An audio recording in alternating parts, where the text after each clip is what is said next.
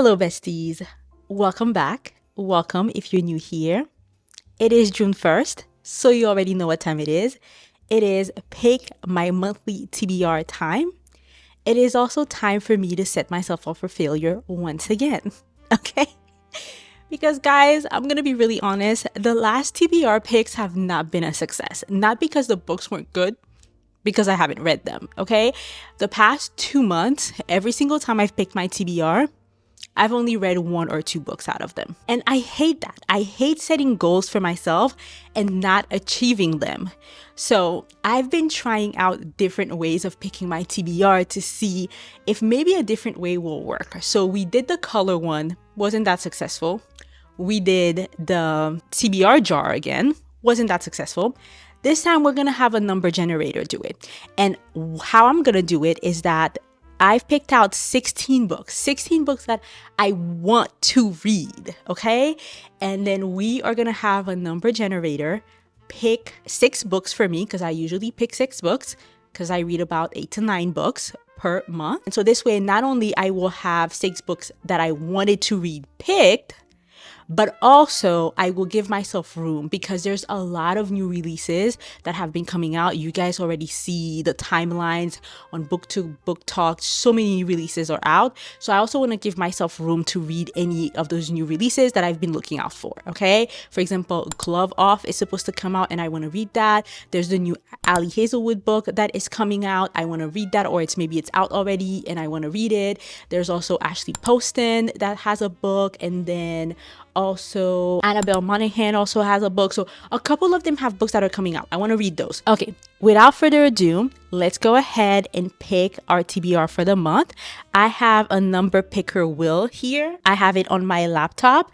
I've put number 1 and 16 as the range because I have 16 books, like I said. And then we're just going to go ahead and spin the wheel and see what we got. And we are going to have this pile. This is number 1. This is number 16. Okay, so we're going in this order. All right, let's spin the wheel.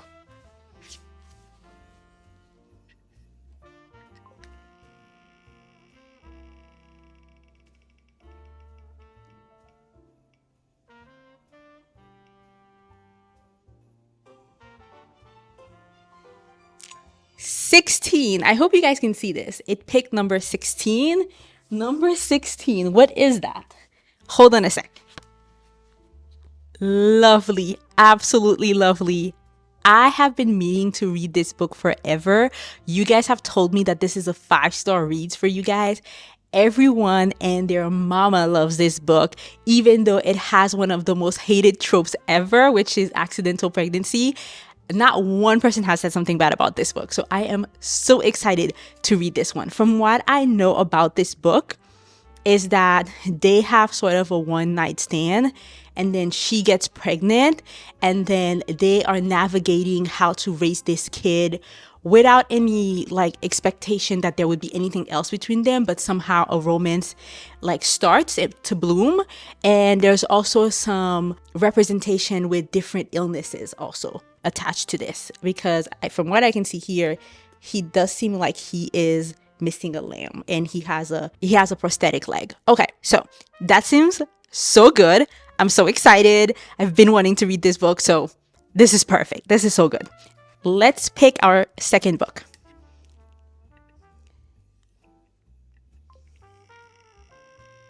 So we have number 9. Let's see what number 9 is. Wow. Why am I picking only all the books that are all the way at the bottom? Hold, please. Amazing, amazing. We have The Hunger Games. Now, guys, I was in Haiti when The Hunger Games book came out. And also, I believe I was still in Haiti when the movies came out. So I did not I've watched the movies, loved them, but did not get a chance to read the books. And I've seen the movies so long ago. I'm not a person who rewatches movies, so I don't remember anything. So this is going to feel brand new to me. I have no idea other than she volunteers as tribute, And then from there, a lot of things happened. I don't remember anything. So this is amazing. I really wanted to read this, start the series again, so that I can start reading the other two books that came out afterwards. So I'm excited. I don't need to explain to you guys what the Hunger Games is. You guys could probably explain it to me, but I really wanted to get into this. So that's why I bought the books and added them to this month's potential TBR. So happy I got that. All right, let's pick book number 3.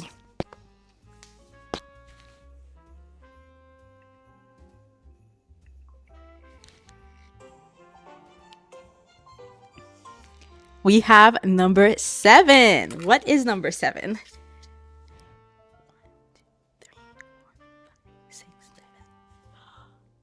So for number 7, we have Lightlark by Alex Astor. I just finished reading Summer in the City by Alex Astor. Really enjoyed her writing. I didn't love the ending of the book, so it ended up bringing down the rating for me, but the writing was really nice and I really enjoyed it. And I was like, I really want to read Lightlark because I want to see how her writing from contemporary romance translate to fantasy. I know she wrote this first, but because I enjoyed the contemporary romance part, I wanted to see how that would work for Lightlark. When Lightlark first came out, or at least when I first got on Book Talk, I was hearing a lot of like negatives about it, but then I ended up like not being interested, didn't buy it, and then now I'm hearing a lot of good things. The 3rd book in the series have been out, and so far I've heard a lot of positives. So I was like, okay, I'm gonna go ahead and take a chance. So for Lightlark, we have Welcome to the Centennial. Every 100 years, the island of Lightlark appears for only 100 days to host a deadly game where the rulers of 6 realms fight to break their curses and win unparalleled power. Each ruler has something to hide. Each curse is uniquely wicked. To break them and save themselves and their realms, one ruler must die. To survive, Isla Crown must lie, cheat, betray, even as love complicates everything. Okay, so we will give this a chance.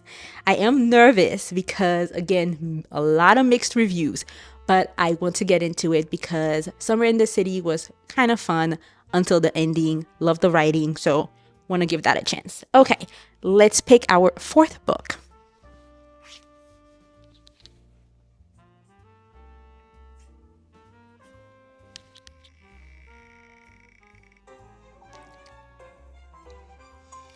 I'm so excited about this one, actually.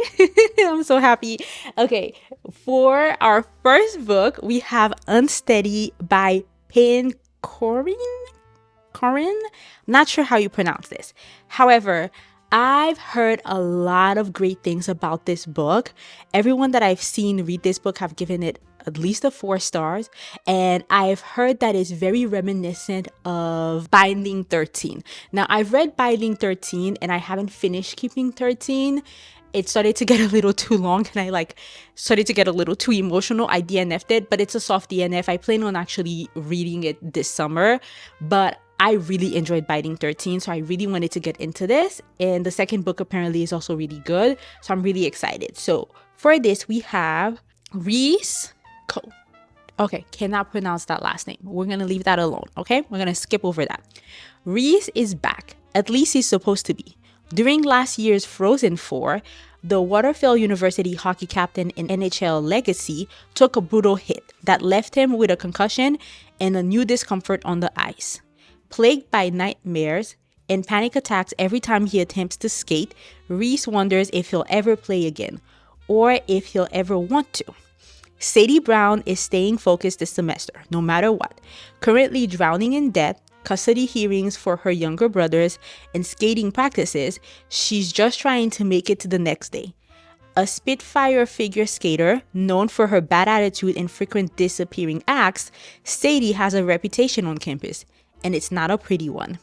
When she accidentally witnesses one of the Golden Boy hockey captain's panic attacks and attempts to help him, a strange sort of understanding strikes between them. No questions asked, just comfort. But Reese finds himself drawn to Sadie. Where he feels empty, a shell of the man and player he was before, Sadie is so full of everything, it bursts from her. Every emotion she feels seems like it's blasted at max volume. Reese is desperate to feel anything. Sadie wants to stop feeling so much, but healing doesn't mix with secrets, and they're both skating on thin ice. Wow, that seems like it's going to be very emotional, and I'm in the mood for that. So I'm so excited that we got this one. Okay, let's pick our fifth book.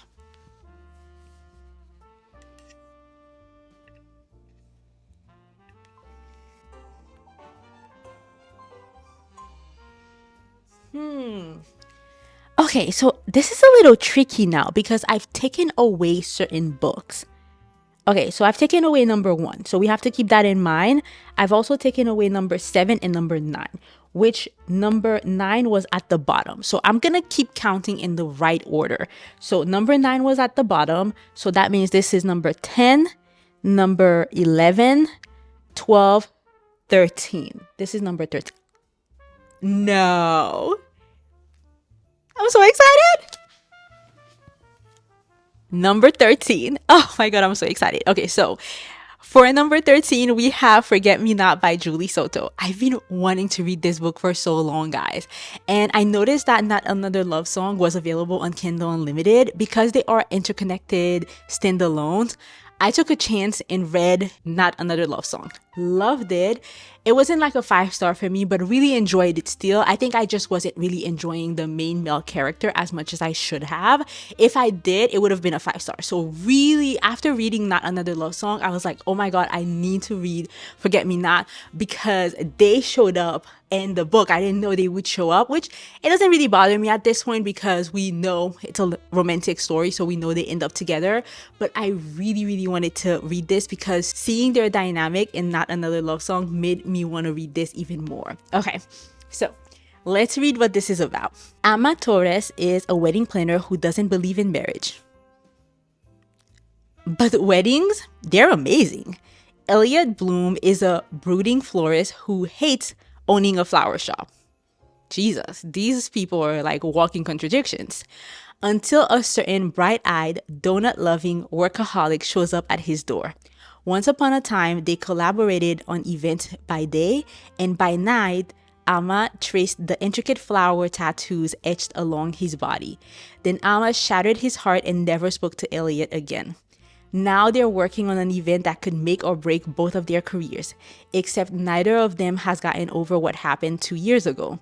Things are not helped by the two brides, who see the obvious chemistry between Ama and Elliot and are determined to set them up, not knowing their complicated history.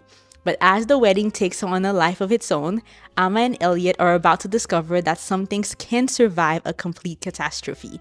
Smart and hilarious, Forgot Me Not is about two people giving themselves in love a second chance. A second chance romance, guys. I have been saying I don't like second chance romances, but why every single time I read a second chance romance, I give it 5 stars. I give it 5 stars. Every single second chance romance I've read lately, it's like 5 stars or 4.5, 4.75.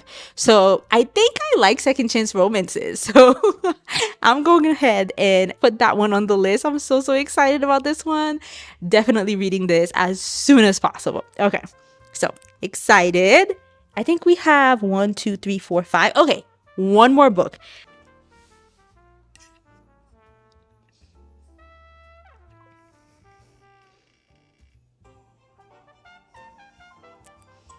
So we have a number 3. Okay, so number 1 was Unsteady. 2, 3. Ooh, The Neighbor Favor. The last book that we have is The Neighbor Favor, and it is by Christina Forrest.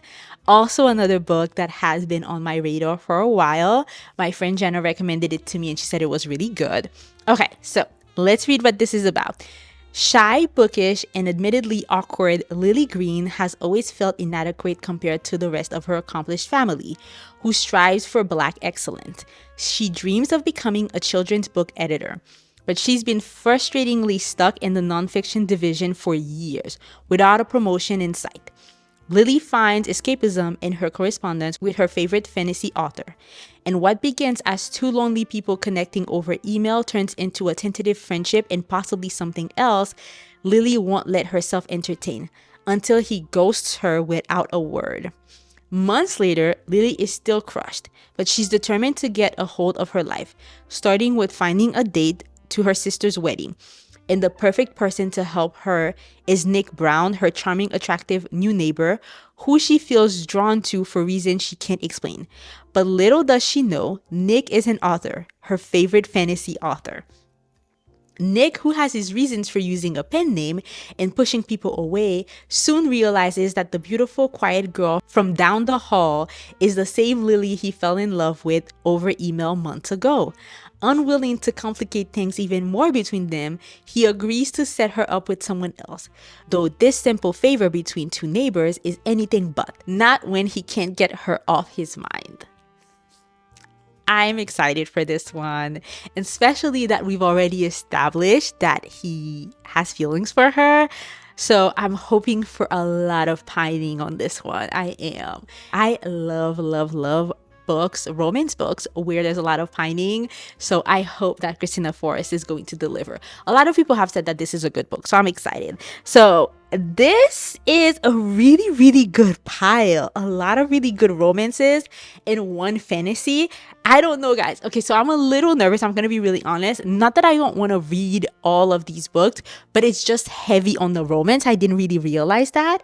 I did put a couple fantasy books in there. So this is fantasy